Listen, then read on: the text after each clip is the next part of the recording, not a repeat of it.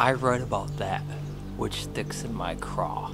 A long time ago, I was interviewing this author in New York City, and she told me that that principle is what drove her writing. And I just always kind of kept that saying stuck in the back of my mind somewhere as I pursued my career as a writer. But I imagine that same principle could also be applied to making video.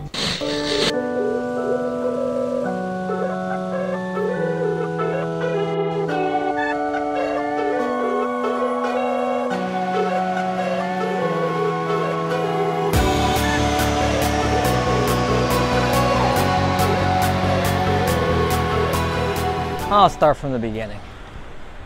I first met Sherry Parker way back in 2014.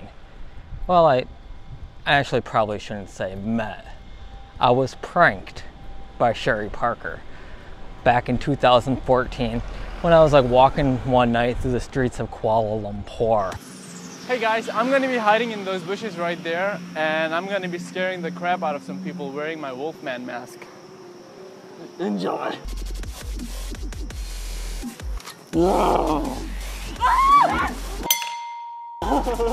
Hey, just kidding, just kidding. Let's wait Sherry from vagabondjourney.com, and I'm here in Kuala Lumpur with Sherry. But anyway, Sherry, well, why are you doing this?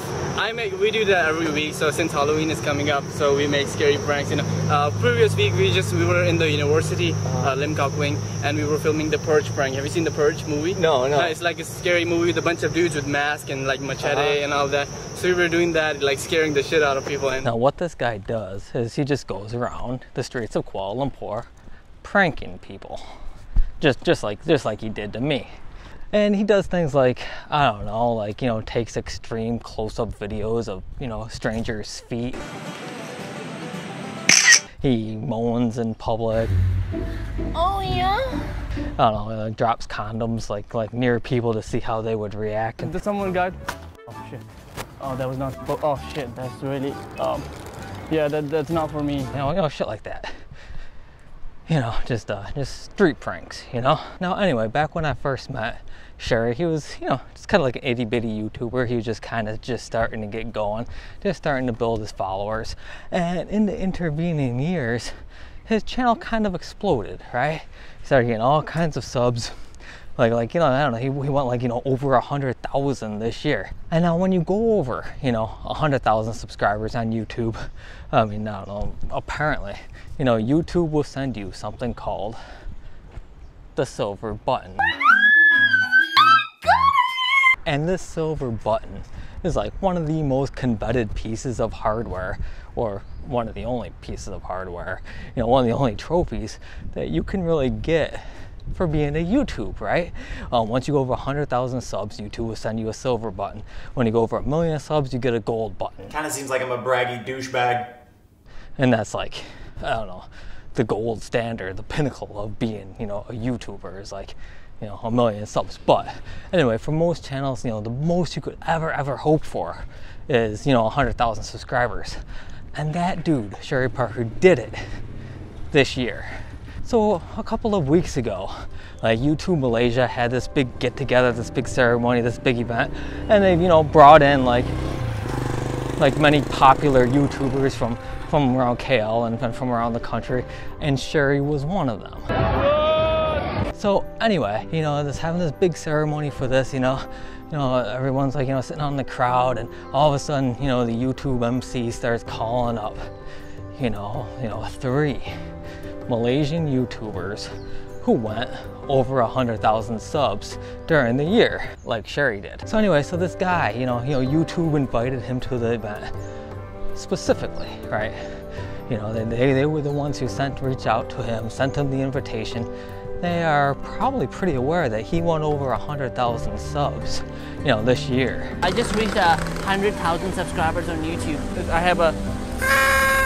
I don't like. So he's sitting out in the audience and he figures, I'm getting my silver button. Silver Creator Award. That's me. Number 1, Anisha Liana, 100,000 subscribers, folks. The second YouTube creator that got 100,000 subscribers in 2017, Danny Aboy. And then the third and final YouTuber, and I was pretty sure it's me, because who else is gonna be? The last creator, actually I should say the last but the least, is actually not an individual, but a radio channel. A radio channel. Seriously, YouTube Malaysia? So anyway, Sherry didn't get his silver button. And, you know, he ends the video by him walking off alone into the dark streets of Kuala Lumpur. Now, ultimately, you know, in the grand scheme of things, this isn't a big deal. It's no big deal. Sherry will probably get his silver button at some time, right? Not a big deal. But just watching this video, you know, just watching this video that featured this kid, this guy who puts, you know, his heart and soul into his YouTube channel, who puts up really great content, a guy who busts his ass for YouTube, for him to be invited to this YouTube event. And they're having this, you know, celebration for people who got 100,000 subscribers and not being included among them. That's bullshit, YouTube. That's bullshit, and you know it.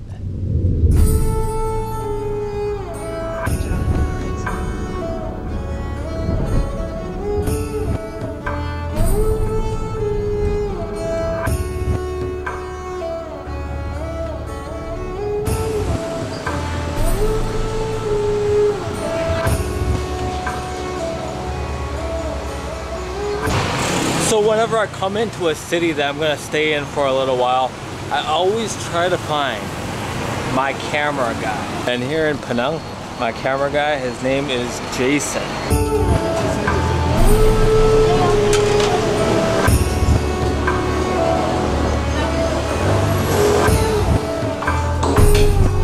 Hey, how you doing? Hey, how you doing, man? Okay, right? Good. You? Oh. Now, when looking for a camera guy, you want two things. One, that he or she knows what they're talking about, right? They know about cameras, they can talk, you know, they can talk the camera gossip. And two, they give you a good price, right?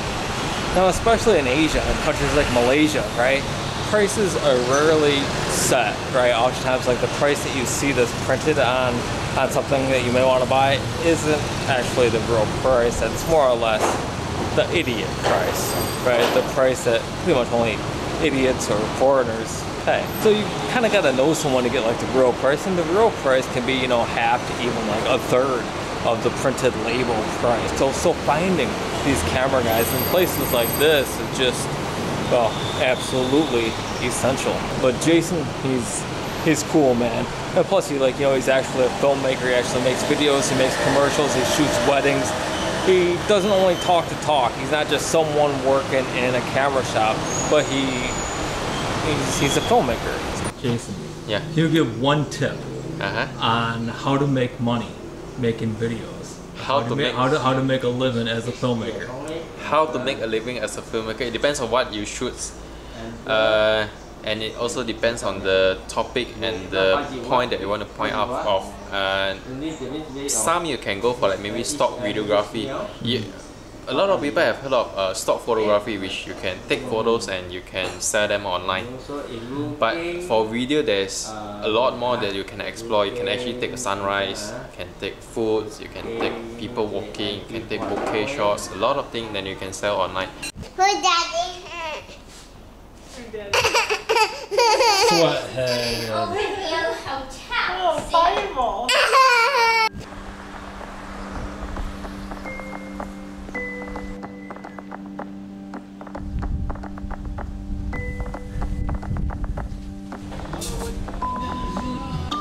How are you?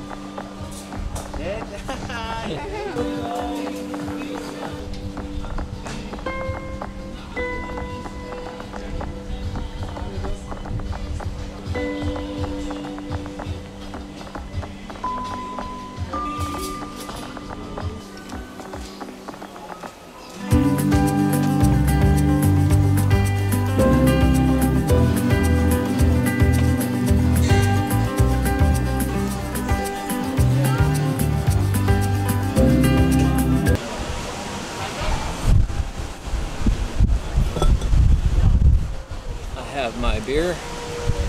I have my girls. I have some food. I have a nice view. That's about all I need, right?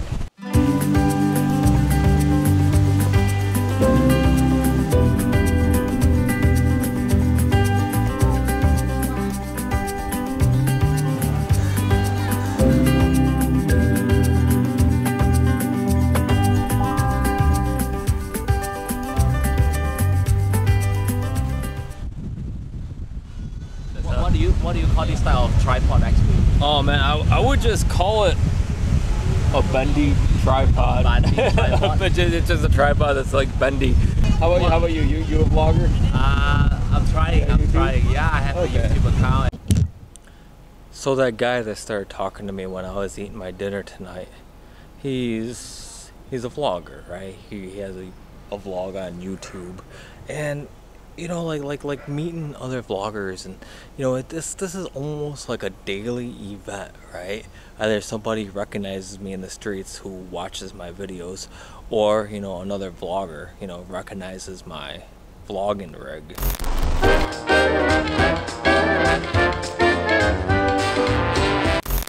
And can easily identify me as another vlogger, and they come up and they talk, and you know, if I, you know, recognize, you know, someone else with a vlogging rig, I will go up and talk to them too. And it's just, I mean, I guess the theme of this video today is vloggers stick together.